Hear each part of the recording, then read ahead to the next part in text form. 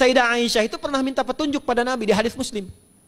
Bertanya pada Rasulullah, "Ya Rasulullah, kalau malamnya saya pengen ibadah dan qadar Allah bertepatan dengan malam Al-Qadar, apa yang saya minta?"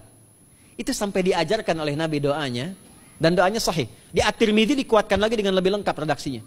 Kata Nabi, kalau engkau bersamaan dengan itu malam hari bangun, bersamaan, faquli, katakanlah, Allahumma innaka afuwun karim, tuhibbul afwa fa'fu anni. Nanti di hadis yang Muslim, Allahumma innaka afuwun, di At-Tirmidzi ada kata karimnya. Innaka afuwun karim, tuhibbul afwa fa'fu anni. Itu malam, Bu. Biasanya nunggu sepertiga malam, waktu sahar. Ya, jadi waktu sahar itu waktu singkat menjelang fajar. Kalau subuh sekarang 4:08, itu kira-kira sahar tuh jam setengah 4 lah. Ya, 3:30 sampai jam 4 itu namanya sahar. Bukan lail. Kalau lail dari ba'da isya sampai sahar. Sekarang isya setengah 8 misalnya. Jam 8 tuh sampai setengah 4 namanya lail. Jelas ya? Lail. Lail itu malam. Jamaknya layali.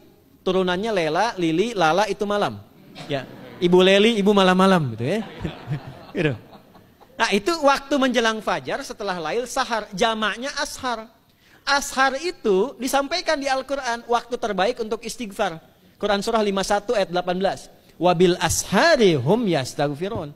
Yang biasa istighfar berpeluang dapat ridho Allah dan disiapkan surga terbaik, melebihi kemewahan dunia. Itu ada di ayat ke-16, 17, 18.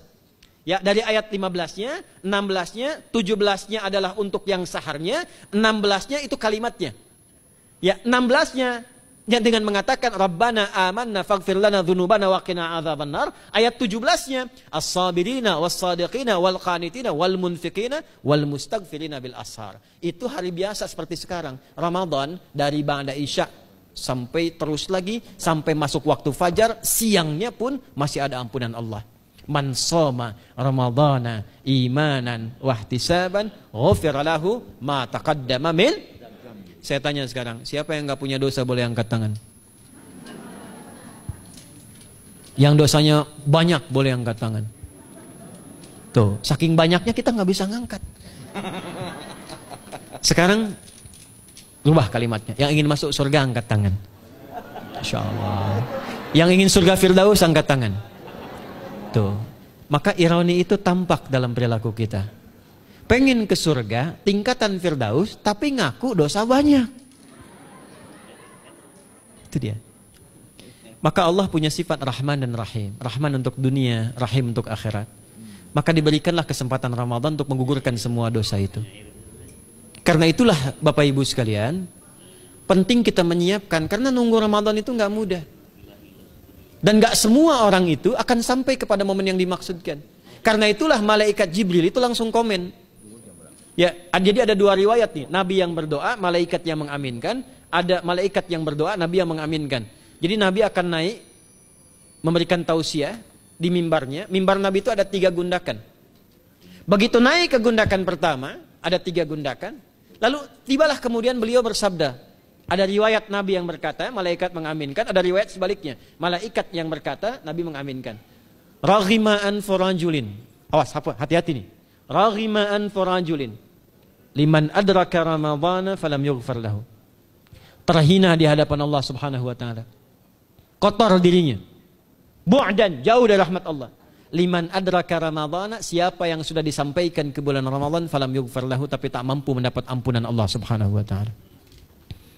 Karena itulah saya ingin cepat. Satu, kenapa Ramadan istimewa? Karena ada ampunan Allah yang sangat luar biasa. Kenapa Ramadan istimewa? Karena ada pelipat gandaan pahala. Kenapa Ramadan istimewa? Karena ada peluang untuk menjauhkan dari setan. Dan yang terakhir, Ramadan istimewa karena semua waktu siang dan malam mempercepat terkabulnya doa. Itu yang dijamin di ayat 186 dalam rangkaian ayat Siyam dari ayat 183 sampai 187. Ayat 186-nya khusus untuk mempercepat terkabulnya doa.